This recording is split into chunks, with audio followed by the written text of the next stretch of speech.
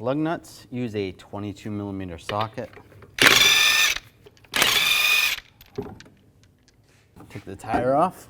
Now I'm going to remove these two caliper bolts. Use a 14mm socket, or if you want to, you can use a wrench. Get those loose and take those out. Now slide the caliper up and off. And you want to put a caliper hanger on the caliper and try to hang it from somewhere that's not going to cause the brake hose to have any tension on it, or just place it somewhere that's good right there. Take the brake pads off. If you have to, you can pry them off with a screwdriver or a small pry bar. Use a 15mm socket. Take these two caliper bolts, loosen those up and take those out.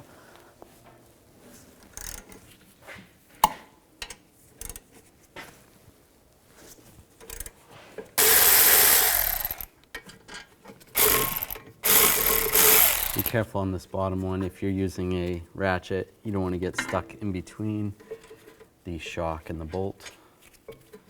And grab the bracket and slide it off. Take the new caliper. We'll take the two caliper bolts out. Use a 14mm socket.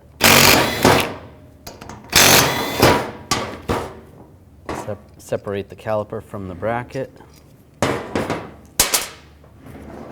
Before we put the bracket on, just take a little grease. Just put it right there and there. Same with the other side.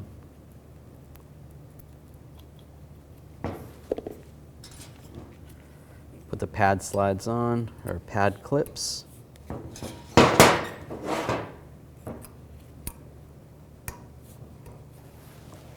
And a thin coat of grease on the clips where the pads are going to slide.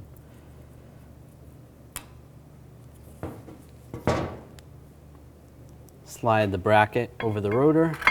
Take the bolts, use a little thread lock adhesive on the bolts and get those started.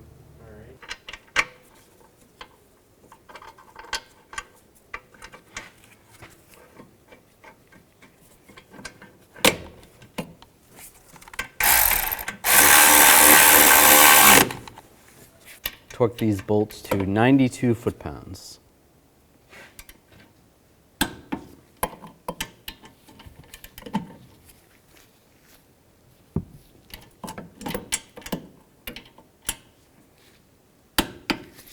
Take the brake pads, put those on the bracket.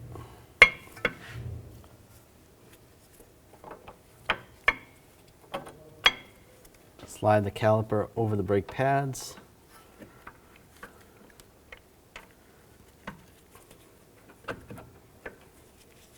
Take the two bolts, get those started. Torque these bolts to 20 foot-pounds. And if the pin starts spinning, you can use some pliers to hold the pin from spinning, or if you have a wrench that fits, that works as well.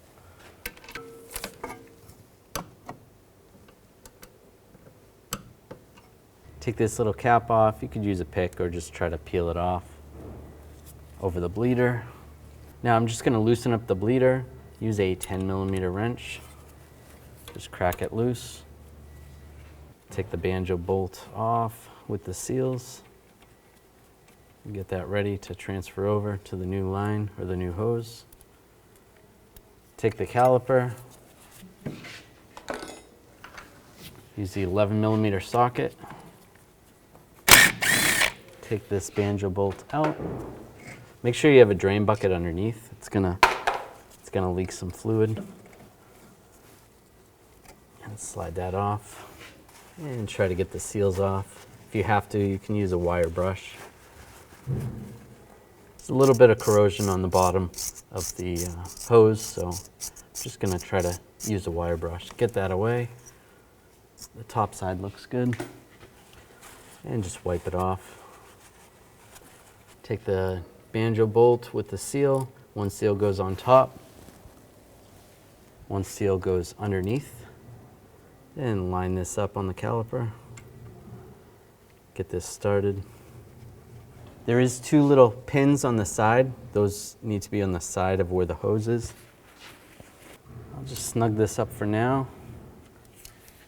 Then torque this banjo bolt to 38 foot-pounds.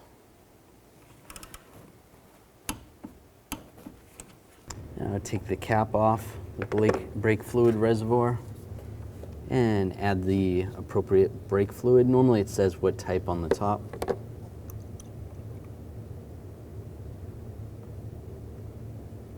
You can fill it right up. I'm going to let it gravity bleed first. Once you start seeing fluid come out, then I'm going to close this up, and then we're going to just bleed it the regular way. If you didn't see fluid coming up, don't worry. You can just bleed it the normal way.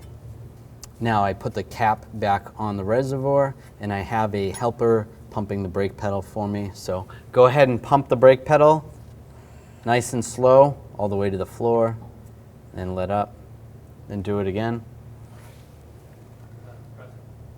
All right, and then after about 3 or 4 pumps, have them hold it, and I'm going to open the bleeder screw, and a bunch of air came out, and then just close it again.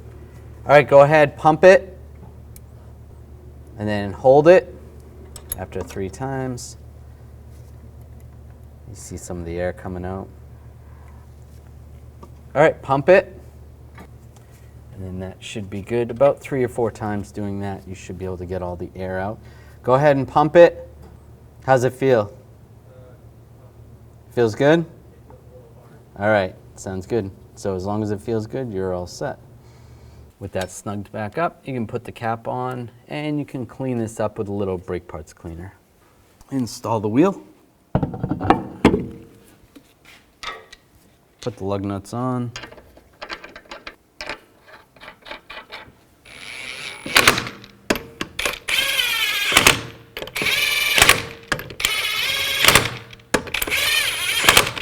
Now I'm going to torque the lug nuts to 140 foot-pounds in a cross pattern to tighten the wheel down evenly.